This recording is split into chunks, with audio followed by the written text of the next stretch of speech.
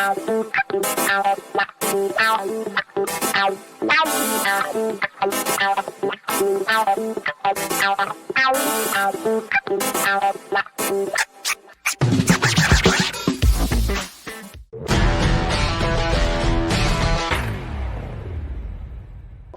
refuse. False equivalencies everywhere. And yes, their side is we would like to. Our side is we would like you to stop being such racist assholes, and they're like we would like to kill you. And then the press is like, see, we can find bipartisan unity. We could meet in the middle somewhere. But wasn't it funny? Wasn't it interesting and exciting and invigorating to watch the Biden White House learn from the Obama years? A lot of them were Obama veterans. Yeah. And by Wednesday last week, they said, we're done. We're just going to do this. I mean, that Arizona election is going to go down as one of the most important Senate elections in United States history. I mean, giving Democrats the majority.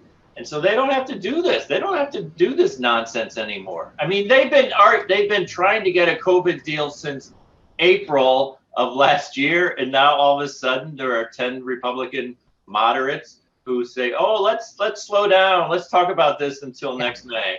Right, fall for this again. No, they're not. They're not. The football again.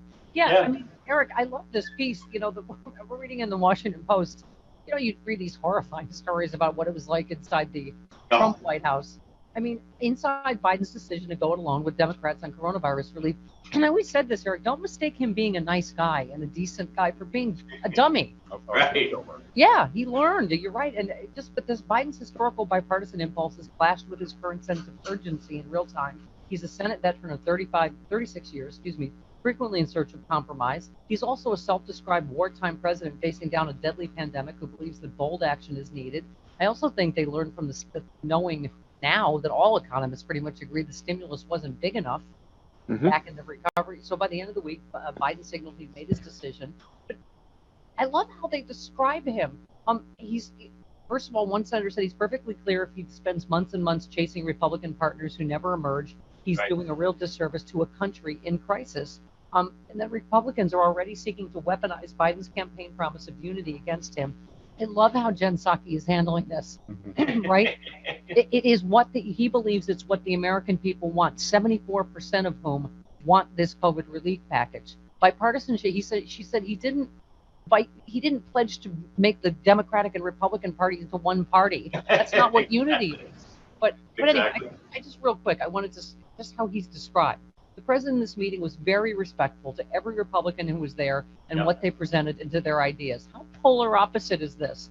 Diligently reading from notes to discuss the two plans, explaining the merits he saw in his and what he viewed as the problems in theirs. A Republican senator presented a topic. Biden often pulled out his notebook while offering his own pushback and seemed to consider their arguments. Mitt Romney put forward a thing about not doing state or local funding.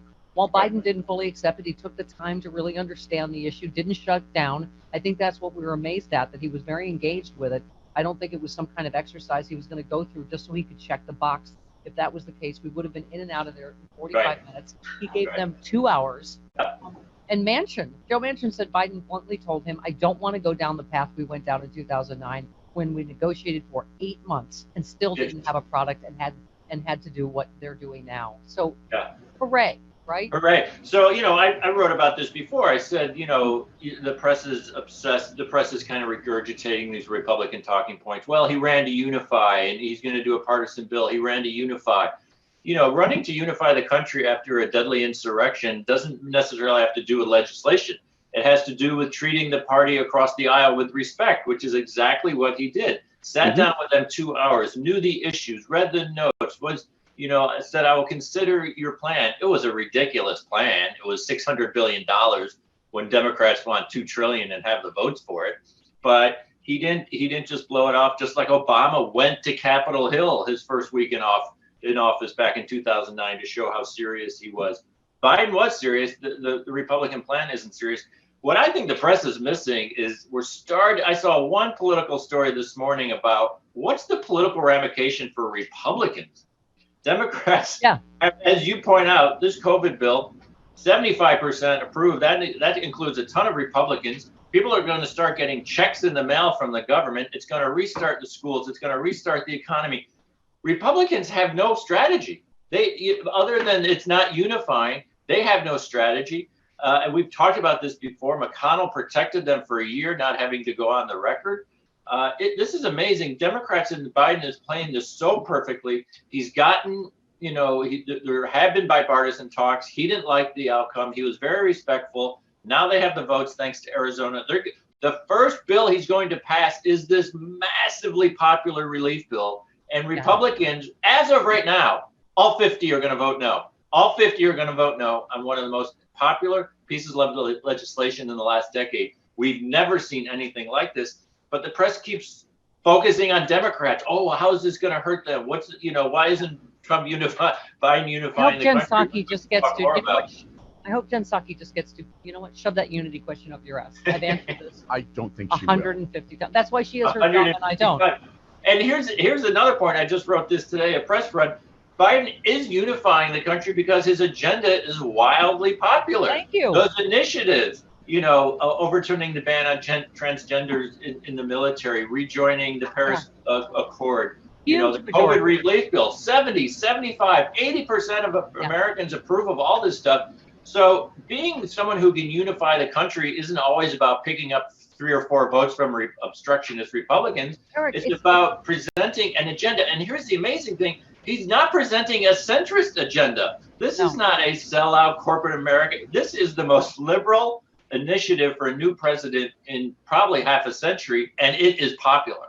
Yeah, I mean, hugely popular, Eric. You're right. Yes. I don't have the numbers right in front of me, but someone posted on all of these issues. This is why we feel like we've been taking crazy pills for 4 years. Exactly. We're like, these horrible, awful, cruel policies. Like, they are a tiny majority, minority. Yes. And finally, the majority has won, and we're governing like it. I mean, right. And to me, that's how you unite a country. That's what Biden has always promised he was going to do, and he's doing it. And the press is kind of missing that story. And what you've been screaming for months, of course, is true. We don't have COVID relief because Republicans don't want you to have COVID. It's all coming into focus. And when all 50 of those senators votes no, it's going to look really weird to look back at all that press coverage for 10 months about how both sides really want COVID relief. They don't. Senior Democrats today will unveil legislation to provide $3,000 per child to tens of millions of American families, aiming to make a major dent in child poverty as part of Biden's $1 trillion economic relief package. And thank God, because I keep saying this, Eric, that Americans don't care about budget reconciliation bill, about whatever, right? Do I can I get by till I get my job back? Do I have my job back? Is my kid back in school? Did I get a shot? I mean, it's so basic, and I'm glad, like you say, because also, we don't have much time. Right. Democrats really got to go pedal to the metal and prove this for these 2 years, I think. Yeah, I'm glad Democrats in the White House understand nobody cares about process. Nobody outside the Beltway and ABC News and NBC care about, how many votes it's going to get. The only people, I think people will care because I think people are going to be shocked. One of the parties is completely opposed to this, but just get it done. Get it done. It's not, Trump tried to take healthcare away from tens of millions of people on a reconciliation party line vote. He passed a massive tax cut giveaway on a party line reconciliation vote. Voters didn't really understand that at the time. Either they approved or they disapproved. Go ahead and use the tools that you have. And then we can talk about the filibuster. Yeah. And Eric, I was going to say, going into impeachment week, I hope the media covers this like the trial of the century that it is, and not just, another political process, it's partisan, whatever. The armed overthrow of the United States government is a big deal.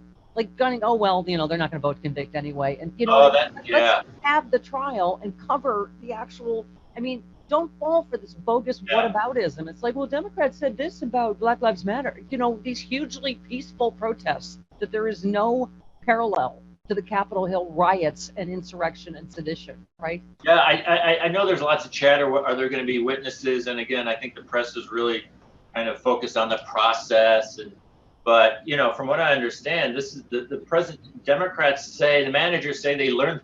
Not many people get to learn their lessons from impeachment 1 and do impeachment 2, but Democrats have that. And looking back, they felt like impeachment 1 probably got bogged down, probably didn't need witnesses. They're going to rely a ton on video, which they got off Parler and everyone, all these Facebook videos.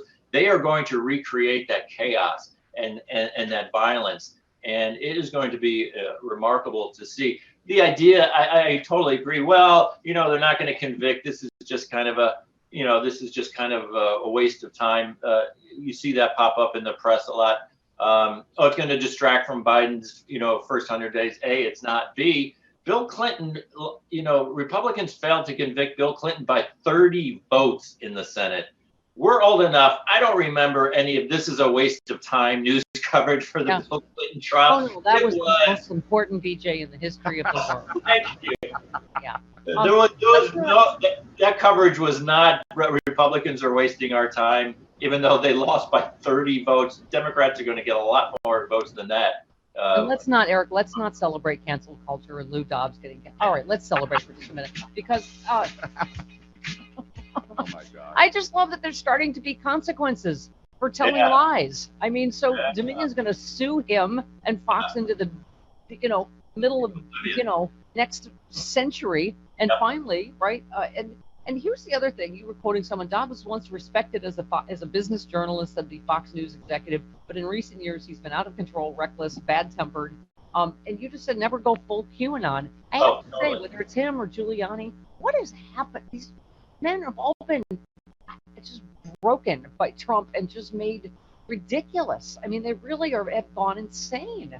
I was on Lou Dobbs' show a million years ago when he was like, what happens?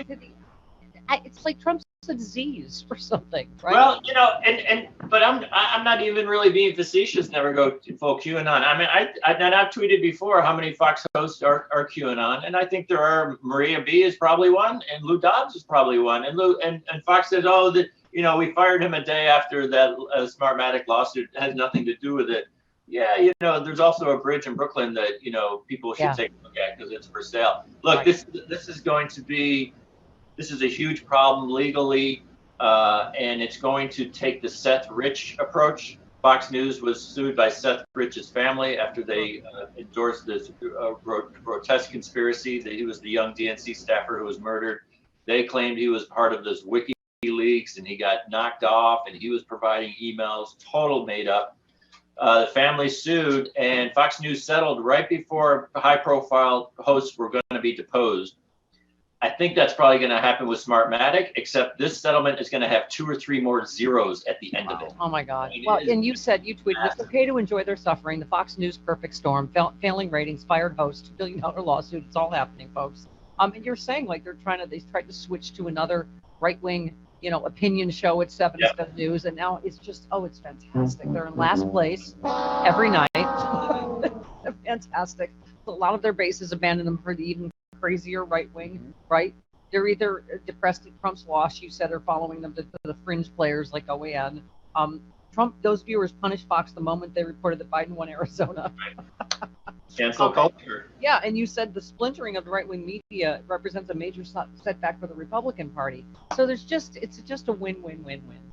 It's all happening. And that last point is really important because, again, in the past, when you're in Congress and you're Republican, you go on Fox News, you're covering the entire Republican base.